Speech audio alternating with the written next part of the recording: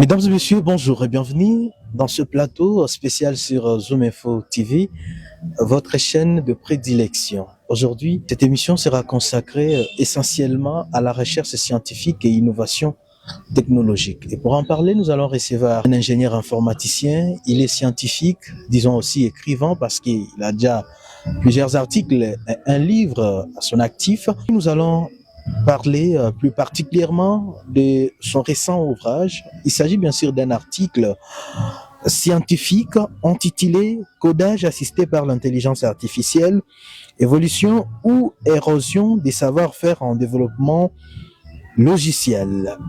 L'auteur, c'est un ingénieur de la place. Vous allez bien sûr le découvrir tout au cours de cette émission.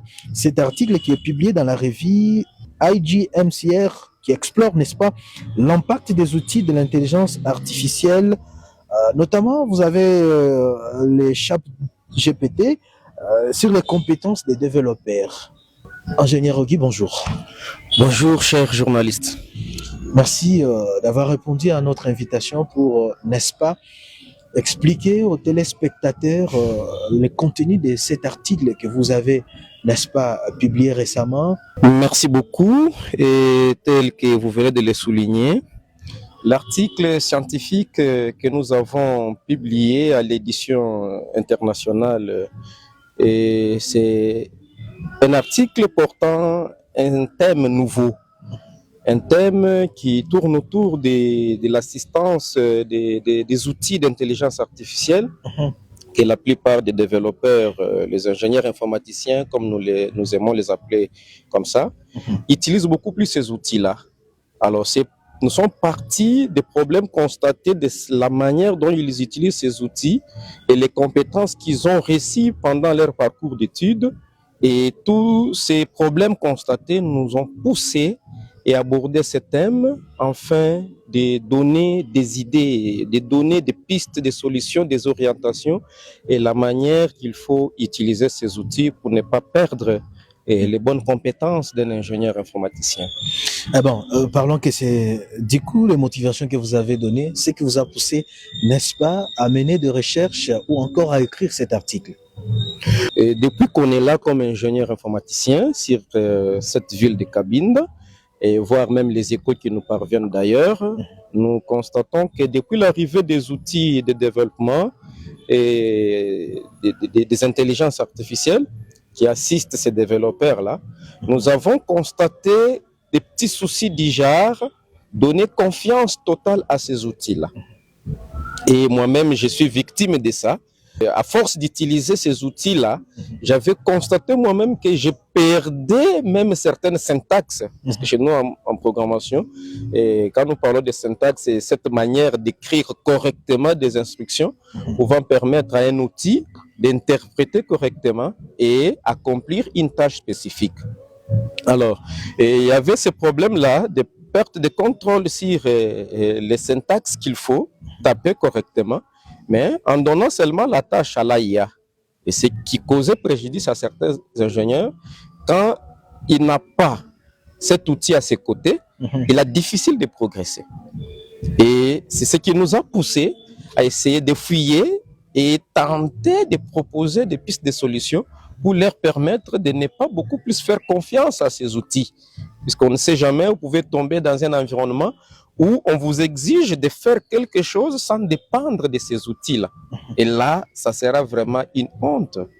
Voilà pourquoi nous avons tenté de rédiger cet article-là pour aider les jeunes, surtout les jeunes d'aujourd'hui, qui sont arrivés et trouver ces outils opérationnels.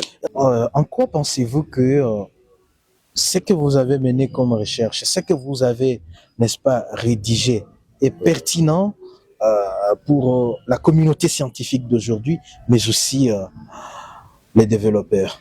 Nous avons constaté que ça créait une faiblesse totale du côté ingénieur informaticien. Et cette dépendance-là, c'est ce qui nous a poussé à mettre en place des textes, des procédures pouvant aider ces jeunes gens à faire des choses avec toute responsabilité. Parce que les AIA, d'abord, sont des modèles entraînés sur les données qui existent et non nettoyées. Dans ces données-là, il y a des billets, il y a des erreurs dedans. Et comme ces modèles-là sont entraînés, si ces billets-là ou les données ayant des billets dedans, il y a aussi de fortes chances que les logiciels produits par les jeunes gens, les développeurs qui vivent avec ces outils au quotidien, risquent d'avoir des erreurs dedans. Prenons un simple calcul. Et si je prends 2 plus 2, nous connaissons d'habitude que c'est 4. Si. Okay.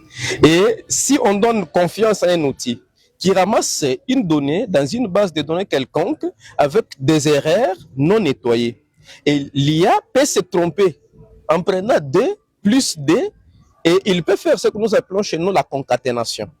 La concaténation permet de relier des données ensemble. Au lieu de donner 4, là, l'IA peut vous donner 2, ce qui donne 22. Cette erreur-là ne peut pas être digérée par les utilisateurs ordinaires. Et voilà ce qui nous a motivés à faire quelque chose. Et c'est tellement pertinent du fait que nous devons avoir conscience sur ces genres d'erreurs-là. Si on les laisse, ça risque d'entraîner beaucoup de choses, même dans l'administration. Imaginez si c'est un logiciel orienté microcrédit ou une banque. Et ça vous produit ce genre de résultats. Pensez-vous que vous pouvez avoir de la valeur au sein de cette entreprise? Aujourd'hui, certaines personnes pensent qu'avec l'avènement de l'intelligence artificielle, donc elles pensent à la place des programmeurs, tandis que d'autres pensent qu'elle vient justement améliorer la production, la productivité des développeurs. Comment vous y pensez?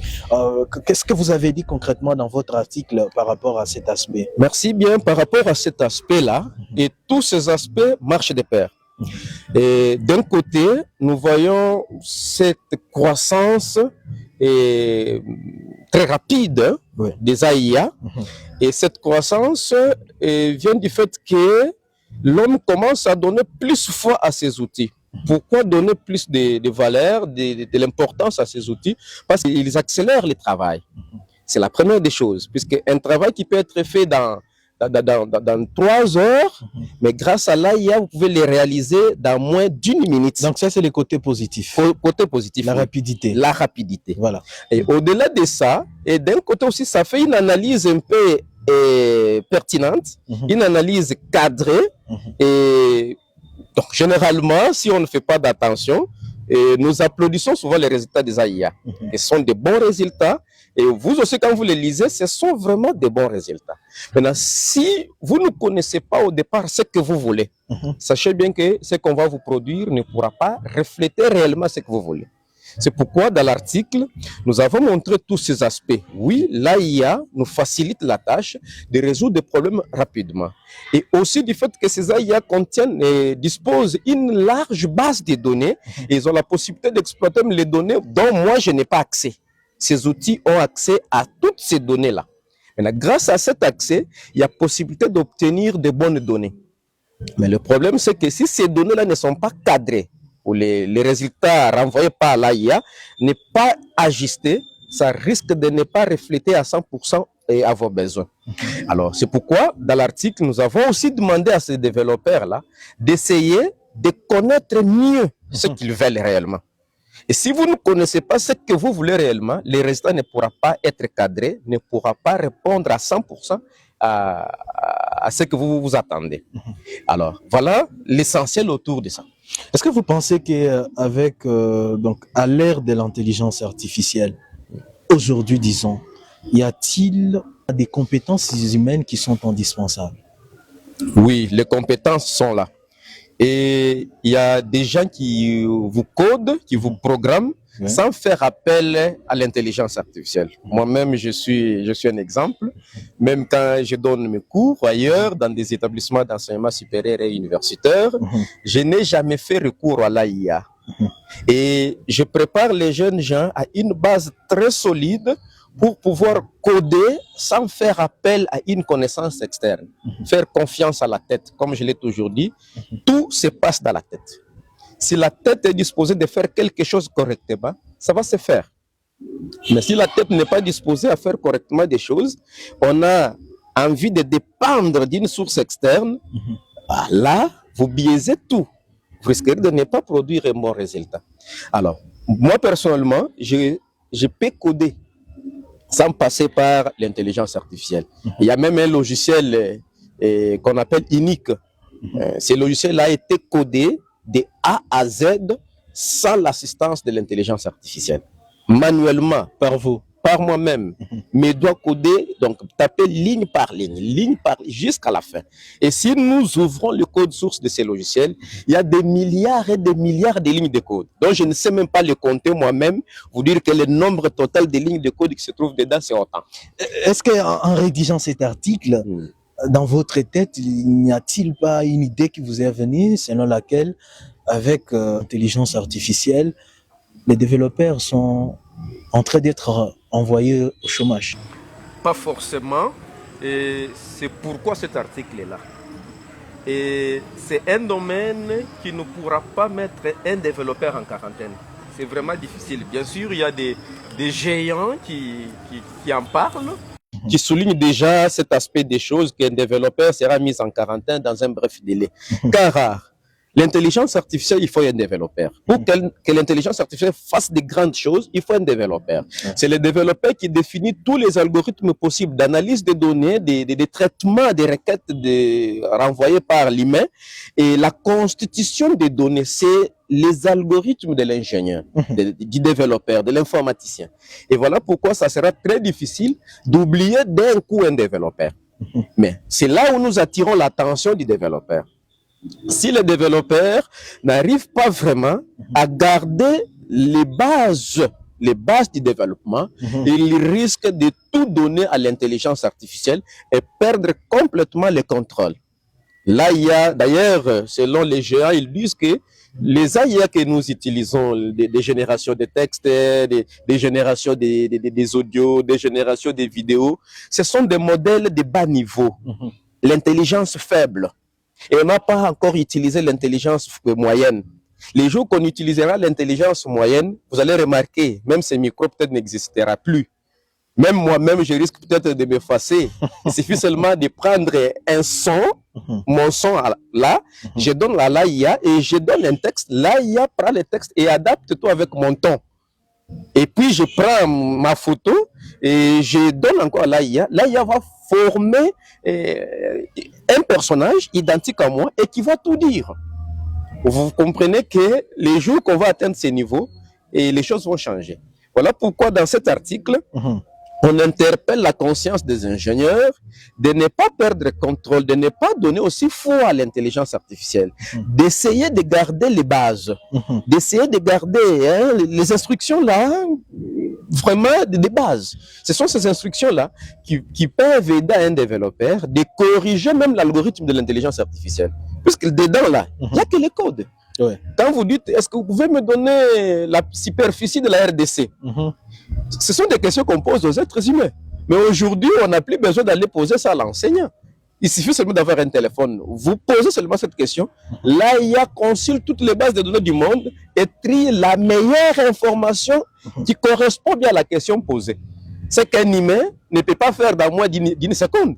Mais l'AIA est à mesure de le faire. Alors, peut-on envisager que ces outils qu'on utilise actuellement deviennent véritablement les lieux d'apprentissage que plutôt d'être aujourd'hui comme des menaces des compétences? Oui, oui. Et d'un côté, une menace, mais le premier point qui est positif là, moi je salue ça. Nous devons nous préparer nous-mêmes en conséquence. Préparer les jeunes gens d'avoir la conscience sur ça et de manipuler ces outils avec toute responsabilité. De ne pas aller, d'ailleurs, s'il y a les ingénieurs qui vont me suivre, ils vont essayer de taper, de faire des recherches sur des sujets, des hacking, les sujets des violations des droits informatiques, des droits de propriété, pour créer un logiciel d'attaque, des logiciels malveillants, s'il faut bien le dire. Et vous verrez que l'AIA va s'échapper à ce genre de choses.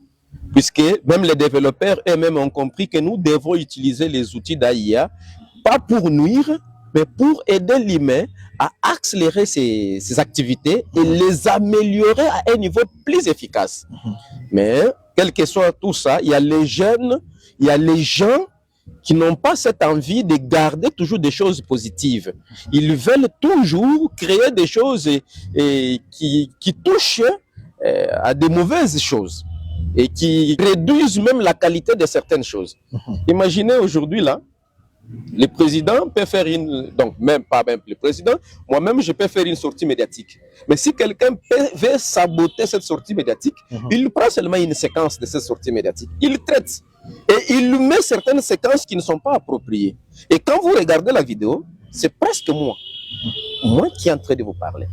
Et ça, c'est pas bon. C'est ce que nous condamnons, c'est ce que nous ne voulons pas.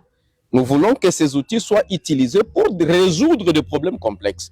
Imaginez aujourd'hui, comme chez nous ici, nous avons un problème d'étude des ravins ici. Il nous faut peut-être passer par des calculatrices, utiliser des outils de mesure archaïques, mais pourquoi avec l'arrivée de l'intelligence artificielle? Il suffit d'avoir un bon outil, des drones, accompagnés de drones et d'autres matériels périphériques à côté. Et vous assis, vous commandez seulement, on vous donne tous les détails de l'environnement et vous pouvez prendre de bonnes décisions éclairées. Que d'aller avec des outils déjà dépassés, mettre calculatrice, vous mesurez la hauteur, vous mesurez l'impact. Non, nous ne sommes plus à cette ère-là. Alors, nous pensons très bien qu'avec l'avènement de l'intelligence artificielle, ça ne concerne pas seulement les développeurs, parce que vous êtes scientifique.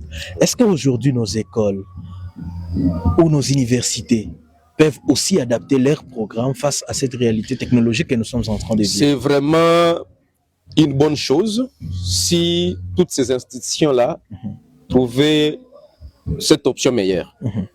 Et personnellement, je les recommande même.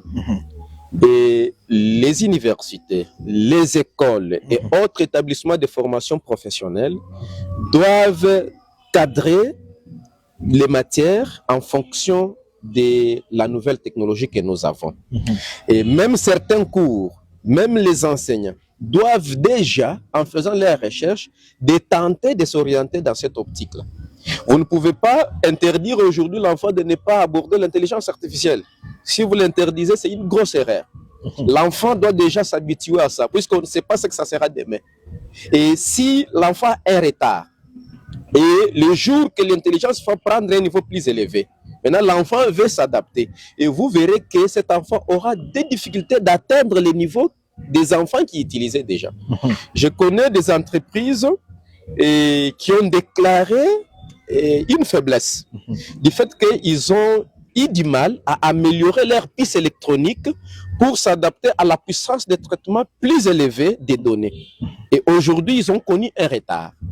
Et les entreprises comme les entreprises d'Elon Musk, SpaceX, où on fabrique des outils pour aller dans l'espace, et ces entreprises-là fabriquent des puces électroniques et il y a une puissance plus élevée. Et aucune entreprise aujourd'hui ne peut plus faire face à ce genre de fabrication-là. Imaginez Intel qui vous propose une puce, il y a une puissance plus élevée fois 5 ordinateurs que nous avons aujourd'hui. Et vous continuez à produire une puce, c'est un processeur qui a la puissance seulement d'un seul ordinateur, devant le public qui nous regarde. Et le public qui aime des choses qui épatent. Est-ce que une personne peut envisager d'aller payer un ordinateur qui ne peut résoudre que des problèmes à la capacité d'un ordinateur? Il va envier d'aller payer un ordinateur qui a une puissance fois 5 ordinateurs. Alors c'est ça. Il ne faut pas garder les pas.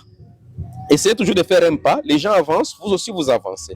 Les écoles, les universités, les institutions de formation professionnelle doivent vraiment adapter leurs programmes d'études à cette nouvelle technologie pour ne pas connaître les retards. Voilà, nous sommes en train de chuter avec notre entretien.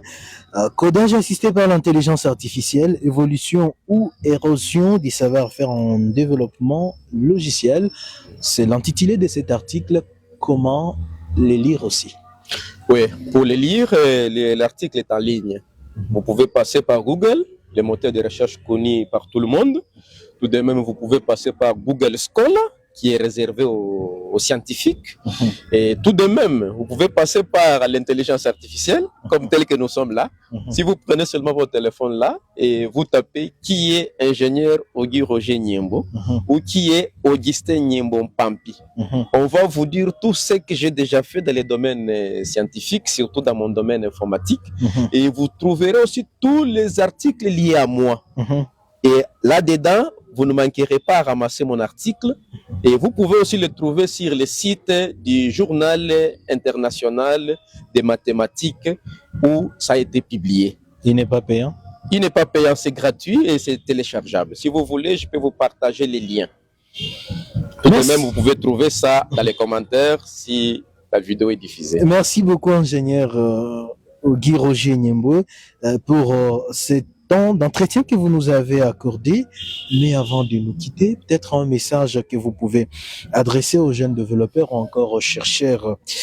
Merci bien. Je sais bien que la discussion devrait être adaptée à une communauté tantôt technicien en informatique, technicienne en informatique, une communauté non technicienne en informatique. Et là, j'aimerais quand même placer les mots orientés aux techniciens du domaine informatique. Alors, je sais bien qu'actuellement, la plupart des développeurs, et donc, comme nous l'avons constaté ici chez nous dans notre rayon, dans la province de Lomami, particulièrement sur la ville de Cabinda, la plupart des jeunes étudiants, tout comme des licenciés de l'ancien système ou nouveau système qui utilisent les outils de développement, utilisent beaucoup plus un éditeur de texte qu'on appelle Visual Code. Et c'est cet outil qui booste davantage ces développements-là avec des AI. Dedans, il y a des modèles tels que Copilot, et il y a tels que ChatGPT, et d'autres modèles tels que Claude qui accompagnent cet outil-là pour le développement. Et à l'époque, on programmait sans faire appel au modèle d'intelligence artificielle avec cet outil de Visual Code. Mais aujourd'hui, on a intégré beaucoup de plings, c'est que beaucoup d'extensions et qui concourent au développement rapide. Alors, les jeunes gens ont découvert ça récemment et ils ont commencé à abandonner les bonnes pratiques de base. Oui, des bonnes, mais avec l'arrivée, ça semble que nous devons les ajuster. Et là, j'invite les jeunes à les utiliser avec sagesse. Et de ne pas beaucoup plus donner force à l'intelligence artificielle. Oui, c'est bien beau, ça nous aide à accélérer le travail. Alors, au moins, bravo aux gens qui sont dans d'autres plateformes telles que Visual Studio, tout simplement, où ils développent sous le langage C++ et C++ et autres langages qui sont inclus dedans. D'autres développeurs qui sont sur les Java, qui utilisent l'environnement comme NetBeans et n'ont pas encore cette chance d'accélérer leur développement. Ils font tout manuellement comme à l'accoutumance ou comme à la coutume. Alors, et nous qui avons adopté Visual Studio Code, nous avons ces petits soucis.